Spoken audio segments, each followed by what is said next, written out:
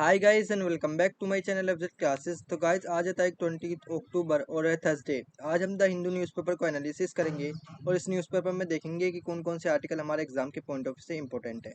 और अगर गाइस आपको इस न्यूज़पेपर का पीडीएफ चाहिए तो आप मेरे टेलीग्राम चैनल भी को ज्वाइन कर सकते हैं, एफजेड क्लासेस हिंदू पीडीएफ। वहाँ से आपको डेली बेसिस पर इस न्यूज़पेपर की पीडीएफ मिल जाएगी। तो चलिए बिना टाइम वेस्ट करे वीडियो को शुरू कर लेते हैं। सबसे पहले आर्टिकल जो हमारे एग्जाम के पॉइंट ऑफ व्यू से इंपॉर्टेंट है वो फर्स्ट पेज पर ही दिया गया है। ये कल पूरे दिन न्यूज़ में था क्योंकि अभी क्या हुआ है गाइस, जो कांग्रेस अध्यक्ष के लिए इलेक्शंस हुए हैं उसमें जो खरगे हैं वो जीते हैं। तो Kharge wins Congress presidential election, जो कांग्रेस के प्रेसिडेंट के लिए इलेक्शन हुए हैं उसमें खरगे ने क्या किया है, बहुमत से जीत हासिल करी है। The veteran scored over 7800 of 9385, यानी कि 7800 वोट मिले हैं उन्हें 9385 वोट्स में से। Poll and will be the first non Gandhian leader. ये क्या है, फर्स्ट नॉन गांधी लीडर है, यानी कि इससे पहले गांधी परिवार से ही क्या हो रहे थे, कांग्रेस के प्रेसिडेंट चुने जा रहे थे। इन 24 years to assume the party's top post on October 26, his rival Tharoor pole 1072 votes. ये जो इनके अपोजिट में खड़े थे उन्हें कितनी वोट मिली है, उन्हें 1072 वोट्स मिली है। तो मल्लिकार्जुन खड़गे was elected as the new Congress president on Wednesday after he secured 7897 out of the 9385 votes polled. His rival Shashi Tharoor sprung a surprise by polling an impressive 1072 votes। तो हमने इस आर्टिकल को देख लिया। बस ये आपको याद रखना है कि खड़गे क्या है, अब न्यू प्रेसिडेंट देखने को मिल जाएंगे कांग्रेस के। अब इसी पेज पर एक और आर्टिकल हमारे एग्जाम के पॉइंट ऑफ व्यू से इम्पोर्टेंट है, वो है city residents could be jailed for bursting fire crackers on Diwali. क्योंकि हर बार दिवाली पे बहुत ज़्यादा पोल्यूशन होता है फायर क्रैकर की वजह से, इसलिए अभी क्या कर दिया है, पूरी तरीके से फायर क्रैकर्स को, पटाखों को बैन कर दिया गया है। सिटी रेजिडेंट्स जेल भी जा सकते हैं अगर उन्होंने फायर क्रैकर को यूज़ किया on the occasion of Diwali. People who buy and burst fire cracker in Delhi during Diwali will be in fine. तो 200 रुपये का फाइन लगेगा जो भी इस बार फायर क्रैकर को यूज़ करेगा। And could face imprisonment up to 6 month, और उसे 6 महीने की जेल भी हो सकती है। Announcing this on Wednesday environment minister Gopal Rai ji ने कहा है at the supplier and will face, जिसने इसको सप्लाई किया है पटाखों को उसको 5,000 रुपये का फाइन देना पड़ेगा और उसको 3 साल की जेल भी हो सकती है। तो अब हमने जान लिया कि इशू क्या है, कि अगर कोई पटाखे फोड़ेगा दीपावली पे तो उसको इस बार जेल हो सकती है और उसको फाइन भी पे करना पड़ेगा। अब हमें फायर क्रैकर के बारे में पहले तो थोड़ा जानना है कि इसकी बेसिकली डेफिनेशन क्या होती है, दूसरे इसके डिसएडवांटेज क्या है जिसकी वजह से इसको बैन किया गया है। तो फायर क्रैकर की बात करें तो इनको हम क्रैकर, नॉइज मेकर या बैंगर भी बोल सकते हैं। ये स्मॉल एक्सप्लोसिव डिवाइस हैं, यानी कि स्मॉल एक्सप्लोसिव डिवाइस हैं, जैसे बड़ी बड़ी एक्सप्लोसिव डिवाइस होती हैं तो उनमें से एक एक्सप्लोसिव डिवाइस है, यानी कि फूटने वाली डिवाइस है। Primarily design to produce large amount of noise, इससे बहुत ज़्यादा नॉइस होती है जब ये फूटता है, specially in the form of loud bang. Usually for celebration और entertainment any visual effect is incidental to this goal. They have fuses, ये फ्यूज भी हो जाते हैं, and are wrapped in a heavy paper seasoning to contain the explosive compound. Firecracker along with fireworks originate in China। सबसे पहले fire cracker कहाँ पे बने थे, चाइना के अंदर। अब इसके बारे में थोड़ा सा डिसएडवांटेज देख लेते हैं। तो furthermore fire crackers also pose serious health hazards. Simple सी बात है, अगर फायर क्रैकर किसी के पास छोड़ दिया गया तो उसकी हेल्थ को नुकसान पहुंच सकता है। तो हेल्थ हैजार्ड्स हैं to our living beings. It result in a respiratory disorders, इससे सांस में भी दिक्कत हो सकती है। Result in respiratory disorders, hormonal imbalance देखने को मिल जाएगा। Moreover it also impact the mental health of person. ये सिंपल सी बात है, मेंटल हेल्थ पर भी पर्सन की क्या करता है, अटैक्ट करता है। Great level of noise raises the anxiety levels and also cause panic attack. जो ज़्यादा आवाज़ होती है, इसकी नॉइज़ ज़्यादा होती है, आवाज़ ज़्यादा होती है, इससे एनग्जाइटी लेवल्स बढ़ सकता है जिसकी वजह से पैनिक अटैक देखने को मिल सकता है। Peoples loss their sleep, peoples की नींद खराब हो सकती है due to it and also cause hyperventilation, उन्हें हाइपर वेंटिलेशन भी हो सकता है। तो हमने हमने फायर क्रैकर के डिसएडवांटेज के बारे में देख लिया। अब देख लेते हैं नेक्स्ट आर्टिकल जो हमारे एग्जाम के पॉइंट ऑफ व्यू से इंपॉर्टेंट है। आर्टिकल जो हमारे एग्जाम के पॉइंट ऑफ व्यू से इंपॉर्टेंट है वो एडिटोरियल पर दिया गया है। इसमें बताया गया है कि मर्डर्स नो मोस्ट फाउल, यानी कि जो कश्मीरी पंडित्स हैं जो कश्मीर में है उनका मर्डर एज एजेंडा यूज़ किया जाता है, or deliberate target for radicals to further their agenda. The drastically murder of a Kashmiri Pandit farmer in Shopian, वहाँ पर क्या देखने को मिल जाएगी, शोपियन ट्राइब्स देखने को मिल जाएगी साउथ कश्मीर के अंदर। Recently follows A series of attacks, बहुत सारे उन पर अटैक देखने को मिले हैं माइनॉरिटी कम्युनिटी पर in the UTs, with a least 6 pandit having been killed in target attack by militant this year. यानी कि मिलिटेंट्स के द्वारा इसी साल 6 पंडितों की फिर डेथ हुई है। तो इस आर्टिकल में हमें क्या देखना है, कश्मीरी पंडित, क्योंकि ये बहुत ज़्यादा क्रिटिकल मुद्दा है। कश्मीरी पंडित की बात करें तो हम इन्हें कश्मीरी ब्राह्मण्स भी बोलते हैं। ये ग्रुप ऑफ कश्मीरी हिंदूज हैं और पार्ट एंड लार्जेस्ट श्रावत ब्राह्मण के community of India. They belong to the Pancha Gauda Brahmin group. ये किससे बिलोंग करते हैं, पंचा गोंदा ब्राह्मण ग्रुप से, from the Kashmir valley. A mountainous region है located within the Indian administrator union territory of Jammu and Kashmir. Kashmiri Pandit are Hindu Kashmir, ये क्या है, कश्मीरी पंडित जो हैं ये हिंदू कश्मीरीज हैं। नेटिव टू द, ये कश्मीरी वैलीज में रहते थे। And the only remaining Hindu Kashmiris after the large scale of conversion of various population to Islam during the medieval times. Medieval times के दौरान जो बहुत ज़्यादा कन्वर्जन देखने को मिला था हिंदू टू मुस्लिम्स, तो उसके बीच में ये जो कश्मीरी पंडित हैं ये कन्वर्ट नहीं हुए थे, ये हिंदू ही रहे थे। Prompted by the group of an Islamic militant in the valley, large number left in exodus of the 1990s, even so small numbers remain। कुछ रह गए थे पंडित जो अभी इन्हें कश्मीरी पंडित से बोला जाता है। अगर इनकी हिस्ट्री की बात करें तो Hindu caste system of Kashmir region was influenced by the influx of a Buddhism from the time of Ashoka. Ashoka के टाइम में जब बुद्धिज्म का राइज हुआ था तो उस टाइम पे ही हिंदू कास्ट सिस्टम कश्मीर के रीजन में देखने को मिला था। अराउंड द 3rd सेंचुरी, कब की बात है, 3rd सेंचुरी BCE की।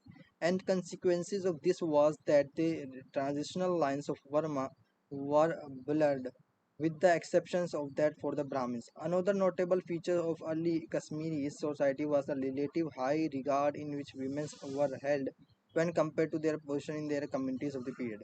A historical contested region, northern India was subject to attack from the Turk and Arab regions from the 18th century onward. एक हिस्टोरिकली कंटेस्ट की बात करें, जो नॉर्दर्न इंडिया का पार्ट है, जो ऊपर का पार्ट है, उसमें ज़्यादा अटैक देखने को मिला है तुर्की और अरब का। But they generally ignore the mountain circled Kashmir valley, लेकिन उन्होंने जनरली इग्नोर कर दिया था जो माउंटेन सर्कल्ड कश्मीर वैली, क्योंकि माउंटेन से पास होना बहुत मुश्किल है। In favour of easier pickings elsewhere, it was not until the 14th century that Muslim rule was finally established in the valley. 14th centuries में मुस्लिम रूल्स आया कश्मीर के अंदर। And when this happen, it could not occur primarily as consequence of invasions so much as because of internal problem resulting from the weak rule and corruption endemic in the Hindu Lohra dynasty. Mohibul Hassan described this collapses. अब इस article में हमने कश्मीरी पंडित के बारे में detail में discuss कर लिया। अब देख लेते हैं नेक्स्ट आर्टिकल जो हमारे एग्जाम के पॉइंट ऑफ व्यू से इंपॉर्टेंट है। हाँ, नेक्स्ट आर्टिकल जो हमारे एग्जाम के पॉइंट ऑफ व्यू से इंपॉर्टेंट है वो इसके नेक्स्ट पेज पर ही दिया गया है। इसमें बताया गया है जो अभी अनाउंसमेंट हुई थी कि CGI ने UU ललित जी जो हैं उन्होंने अपना नेक्स्ट जो उनका होगा, यानी कि चीफ जस्टिस ऑफ इंडिया जो नेक्स्ट होंगे उनका नाम अनाउंस कर दिया है। तो वो कौन होंगे, जस्टिस DY चंद्रचूड़। तो नेक्स्ट CGI लॉन्गेस्ट टेनर होगा उनका लास्ट डिकेड में, यानी कि लास्ट 10 सालों में सबसे ज़्यादा लॉन्गेस्ट टेनर किसका होगा, जो अब नेक्स्ट CGI बनेंगे, Chandrachud. At the age of 62 years 11 months and 29 days, justice DY Chandrachud will also be the youngest CGI of the last 10 years। 10 years की बात करें, लास्ट 10 years की बात करें तो DY चंद्रचूड़ जो होंगे वो यंगेस्ट CGI होंगे। कौन होंगे, यंगेस्ट CGI होंगे इंडिया के, at the age of 62, 11 months and 29 days। अगर देखें तो अब तक कौन कौन CGI बने हैं इंडिया के अंदर, तो टॉप 5 CGI जो हैं वो हैं जस्टिस YV चंद्रचूड़, जो इनके डैडी जी हैं, इनके फादर हैं। उन्होंने 7 साल तक क्या किया था, CGI वो रहे थे। और जस्टिस भुवनेश्वर प्रसाद सिन्हा वो 4 साल तक रहे थे। जस्टिस AN रॉय वो 3 साल तक रहे थे। जस्टिस सुधीर रंजन दास वो 3 साल तक रहे थे। जस्टिस KG बालाकृष्णा वो 3 साल तक रहे थे। और अब जो हैं जस्टिस DY चंद्रचूड़ ये 2 साल तक रहेंगे। बॉटम की बात करें, जिन्होंने सबसे कम ड्यूरेशन में किसको लिया है, चीफ जस्टिस ऑफ इंडिया की पोस्ट को, तो हैं जस्टिस KN सिंह जिन्होंने 17 दिन वो रहे हैं। जस्टिस S राजेंद्र बाबू जो 29 दिन रहे हैं। जस्टिस JC शाह जो 35 दिन रहे हैं। जस्टिस GB पटनायक जो 40 दिन रहे हैं। और जस्टिस उदय उमेश ललित जो अब 73 दिन यानी कि 73 दिन रहेंगे, उसके बाद उन्हें अपना जो नेक्स्ट है वो CGI बनेंगे। तो इस आर्टिकल में हमें एक और पोस्ट पढ़नी है, वो क्या है, CGI यानी कि chief justice of India. Chief justice of India की बात करें तो ये चीफ जज हैं सुप्रीम कोर्ट के। चीफ मतलब एक श्रेष्ठ जज है सुप्रीम कोर्ट ऑफ इंडिया के, एक हाईएस्ट रैंक ऑफिसर है पूरे इंडियन जुडिशरी में। कॉन्स्टिट्यूशन ऑफ इंडिया ग्रांट करता है इन्हें पावर कि इन्हें प्रेसिडेंट अपॉइंट करे in consultation with the ongoing chief justice. जो ऑनगोइंग चीफ जस्टिस हैं यानी कि जो प्रेजेंट में चीफ जस्टिस होंगे उनसे कंसल्टेंट किया जाएगा और न्यू चीफ जस्टिस को क्या किया जाएगा, प्रेसिडेंट ऑफ इंडिया के द्वारा अपॉइंट किया जाएगा। The next CGI who will serve until they reach the age of 65 or removed by impeachment। तो नेक्स्ट CGI होंगे वो, उनका जो टेनर होगा वो 65 ईयर्स का होगा और उन्हें रिमूव भी किया जा सकता है on the basis of the impeachment. याद रखना कि इम्पीचमेंट यूज होता है CGI, ये इम्पीचमेंट CGI यानी कि चीफ जस्टिस ऑफ इंडिया के लिए वैसे ज़्यादातर रिमूवल यूज होता है और इम्पीचमेंट यूज होता है ज़्यादातर प्रेसिडेंट के लिए। As per convention the name suggested by the incumbent chief justice almost always the next senior most judge in the Supreme Court. ऐसे ही अगर कन्वेंशन से देखें, जो नेम सजेस्ट करेंगे प्रेजेंट में जो CGI है वो हमेशा उस आदमी का नेम सजेस्ट करेंगे जो नया CGI होगा, वो सीनियर मोस्ट जज होगा सुप्रीम कोर्ट के अंदर। However this convention has been broken twice. ये 2 बार कन्वेंशन टूट चुकी है। इन 1973 में जस्टिस AN रॉय ने अपॉइंट किया थे अपने सुपरसीडिंग 3 सीनियर जजेस को। उनके बीच में ही क्या हुआ था, CGI बना था उन तीनों के बीच में से। In 1977 justice Mirza Ahmadullah Beg appointed हुए थे as the chief justice superseding justice Hans Raj Khanna के द्वारा। As head of the supreme court CGI is responsible for the allocation of cases and appointment of the constitutional basis benches which deal with the important matters of law. CGI की बात करें तो responsible है cases को लेने के लिए और अपॉइंटमेंट करने के लिए कॉन्स्टिट्यूशनल बेंचेस की, जो इम्पोर्टेंट मैटर ऑफ लॉ को देख सके। In accordance with the Article 145 of the Constitution of India and Supreme Court Rules of Procedure of 1966, Chief Justice allocates all works to be other judges who are bound to refer the matter back to them in any case where they requires it to be logged into by a large bench of more judges। अब हमें क्या देखना है, इनका appointment और इनका removal. As a appointment की बात करें, as the incumbent chief justice approaches retirement, जैसे ही जो प्रेजेंट में चीफ जस्टिस होगा वो रिटायरमेंट के करीब जाएगा तो ministry of law and justice एक रिकमेंडेशन देगी। किससे लेगी रिकमेंडेशन, इनकम्पिटेंट चीफ जस्टिस से। वो कंसल्ट करेंगे जजेस के साथ और रिकमेंडेशन देंगे प्राइम मिनिस्टर को। वो पासिस द एडवाइस, जो एडवाइस को पास कर देंगे प्रेसिडेंट पे।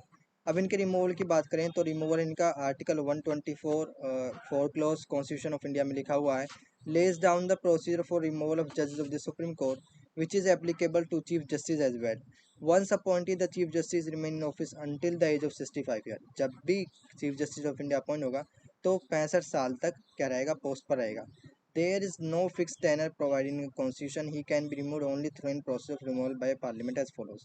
तो कोई भी फिक्स टेनर नहीं है कॉन्स्टिट्यूशन के अंदर जो लिखा हुआ है चीफ जस्टिस ऑफ इंडिया के लिए कि वो इतने दिन रहेगा ही, लेकिन वो रिमूव भी किया जा सकता है due to the process of removal by the parliaments के द्वारा उसको रिमूवल भी किया जा सकता है। अब कैसे उसको रिमूव किया जाएगा ये बहुत इंपॉर्टेंट है और PYQ में इसे पूछा भी गया है।